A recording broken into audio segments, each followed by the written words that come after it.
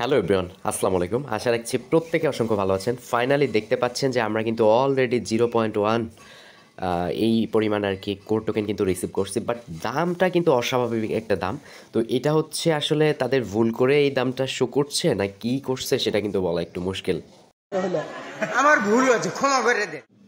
So আপনারা হচ্ছে যারা সঠিকভাবে পার্টিসিপেট করছেন তারা প্রত্যেকে মেটামাসটাকে ওপেন করে নেন, দেন হচ্ছে দেখতে পারবেন এখানে 0.1 সমান পরিমাণ আপনাকে আর কি গ্যাস ফি আকারে আর কি তারা কিন্তু প্রোভাইড করেছে। অ্যান্ড যদিও বা এখন পর্যন্ত কিন্তু এটার মার্কেট লিস্ট হয়নি, এটা যদি মার্কেট লিস্ট হইতো তাহলে এই প্রাইসটা কিন্তু মানা স্বাভাবিক ছিল। ওকে, তো এটা কিন্তু হিউজ পরিমাণ কিন্তু প্রাইস তারা আর কি দিছে।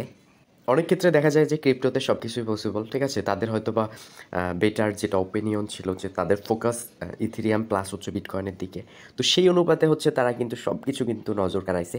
আরেকটা কথা বলে নিতে চাচ্ছি, এটাও কিন্তু একটা তাদের হচ্ছে মার্কেটিং পলিসির মতো, যে তারা হচ্ছে প্রথমত প্রোভাইড করছে গ্যাস ফি। এই গ্যাস ফির মাধ্যমে আমাদেরকে দেখাচ্ছে যে আসলে এক একটা টোকেনের ভ্যালু এত হতে পারে। সো আর ইউ রেডি থাকেন সবাই। এক্সচেঞ্জারে লিস্ট হওয়া মাত্র সবাই উড়াধুরা বাই করবে, ঠিক আছে। তো পরে আবার কিন্তু ডাম্পিং করতে পারে, এরকম মানে এক্সচেঞ্জ পলিসি তাদের থাকতে পারে। তো বিষয়টা এরকম না, এখানে যেহেতু 0.1 সমান হচ্ছে এরকম কোড দেখাচ্ছে, তো এটা হচ্ছে আমাদের এখানে খুব বেশি হ্যাপি হয়েও লাভ নেই, আবার হতাশাও লাভ নেই, ঠিক আছে। যত বেশি এখানে দেখাবে ওটাই হচ্ছে আমাদের জন্য বেটার, কজ হচ্ছে যে আমাদের তো এটা আছে, তাই না। তো এক নজরে যদি দেখে, আমরা যদি 𝗨𝗪𝗏 কোডাবের ভিতরে চলে আসি, এখানে দেখতে পাচ্ছেন যে এখন পর্যন্ত কিন্তু অ্যাভেলেবেল করেনি, জাস্ট আমাদেরকে কিন্তু গ্যাস ফিটা সেন্ড করে দেওয়া হয়েছে। তো এখানে গ্যাস ফি কেন সেন্ড করে দিছে এটা আমার একটু অবাক লাগে, কজ হচ্ছে যে গ্যাস ফি হিসাবে যদি তারা কোডটাকেই সেন্ড করে তাহলে হচ্ছে মানে দেওয়ার দরকার কি, আমরা তো এখান থেকে 25% এখানে পাবো, তাই না। তো আমি মনে করছিলাম যে গ্যাস ফি হিসাবে আমাদেরকে ইথেরিয়াম দিবে, তো আসলে আমার ধারণাটা উল্টো হয়ে গিয়েছে, আমাদেরকে করে দিয়েছে। তো কোড তো আমরা 25% এখান থেকে পাবো, তাই না। তো গ্যাস ফি ওই কোড দেওয়ার দরকার কি ছিল, যাই হোক। তো আজকে হচ্ছে 12 ইউটিসি টাইমে আর কি এটা লিস্ট হতে যাচ্ছে 10টারও বেশি এক্সচেঞ্জারে।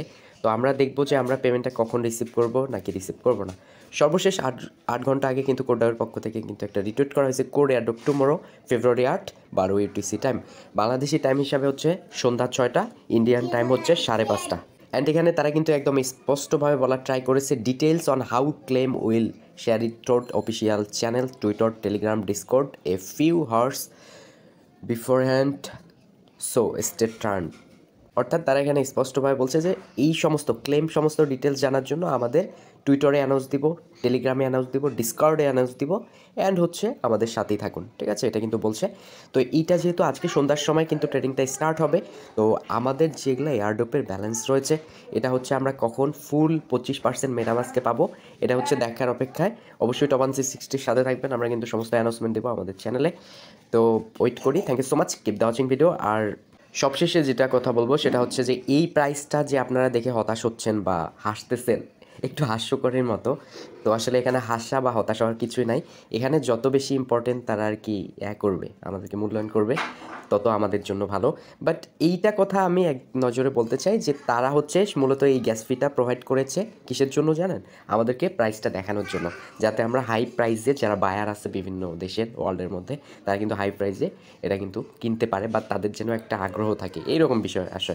তো এখানে 600 হয়েছে, তো আমরা মোটামুটি হ্যাপি, এক থাকলেও হ্যাপি হইতাম, যে কোনো সিচুয়েশনেই কিন্তু আমরা হ্যাপি। ওকে, সো অপেক্ষার পালা সন্ধ্যা 6টার সময়, অ্যান্ড হচ্ছে আমরা কখন আর কি এখানে ফুল পেমেন্টটা পাবো সেটা আর কি দেখার জন্য। Thank you so much, keep the watching video.